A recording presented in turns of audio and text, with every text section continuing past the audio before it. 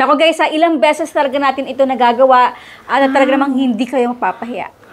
Diba? No, fail na po to. So, dalawang medium egg ang ating ilalagay dito sa ating bowl. Konting asin.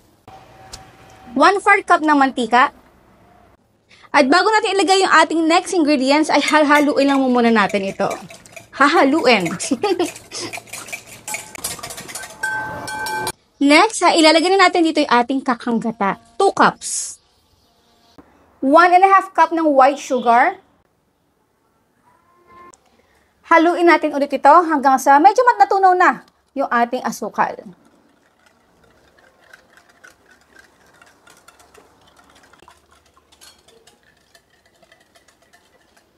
Yan. Next, ang ating 2 cups ng all-purpose flour or harina. Ang ating baking powder ng 1/8 cup or 2 tablespoon.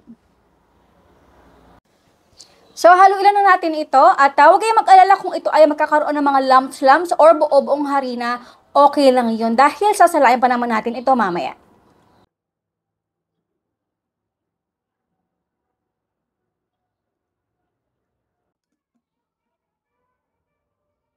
So, ito guys isang beses lang natin ito sasalain ay okay na.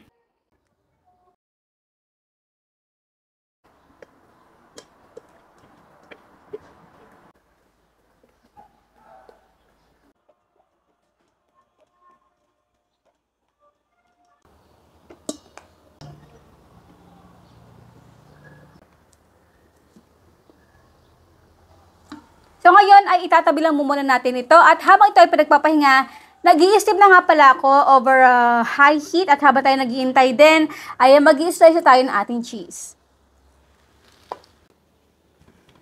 So gumamit ako dito ng burger cheese. Mas maganda kasi ito ay napakadaling matunaw kahit hindi na natin ito i-steam pa.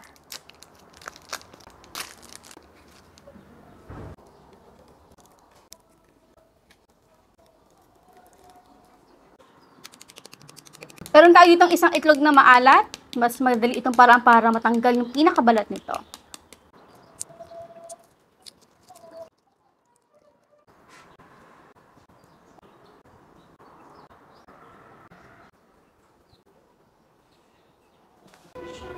Bahala kayo sa ingay.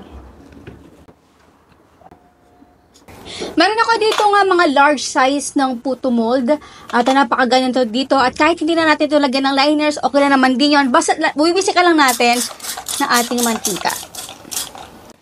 Ayan, at medyo naparami ang wisek. So, okay lang yan. Pupunasan naman natin to.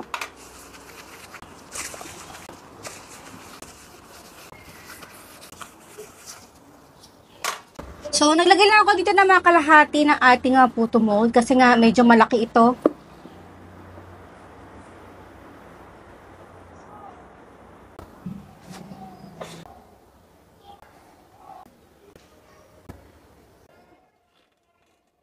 So, ito guys bago ko ito isalang, make sure na kumukulo na yung ating tubig over medium heat. Then, isalang na lang natin ito mga 12 minutes muna, then i-check natin. Okay, so after 12 minutes, check natin. Ay, ang ganda. Fluffy.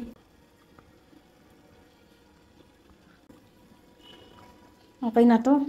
Kapag pinapasok niyo pala yung stick or toothpick, barbecue stick, at medyo firm na ng konti, nararamdaman nyo naman yan, okay na yan. At sa palagay naman natin dito ng ating sliced cheese, ay hindi na natin ito kailangan pang i-re-steam at kusa na ito nga lalambot.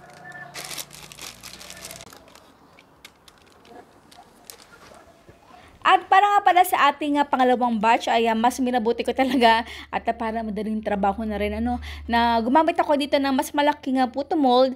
Ito ay may sukat ng mga 6 to 7 inches in diameter at in-steam ko ito for 25 to 30 minutes. Again, ay toothpick check na to kung nararamdaman nyo na sa pagtusok ng toothpick ay medyo firm na, okay na yon.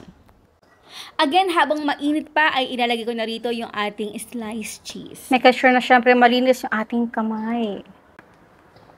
Diba? Oh. Fluffy, cheesy. Okay, so bago ito tanggalin sa molde, make sure na ito ay maligamgam na o hindi na mainit para mas madali itong matanggal sa molde. At dito nga pala sa ating no-fail puto recipe ay nakagamit tayo dito ng 2 pirasong itlog na maalat. And now is done our no-fail puto recipe. Aba, syempre, bago tayo magtikiman portion, ang tanong ni Mama Shirley, ano yung 2 klaseng toppings ang nilagay natin dito sa ating napakasarap na puto? Syempre, ang inyong sagot sa comment box section. And now is done our no-fail puto recipe. Naku guys, ilang beses talaga natin ito nagagawa at talaga namang hindi kayo mapapahiya. Kain po tayo.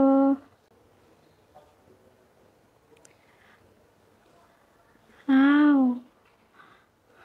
Diba? Kain po tayo.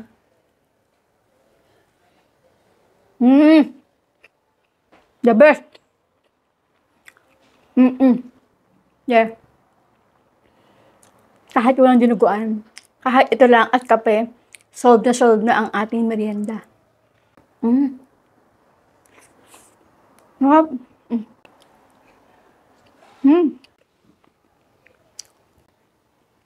Ito na yung lunch ko. Okay na.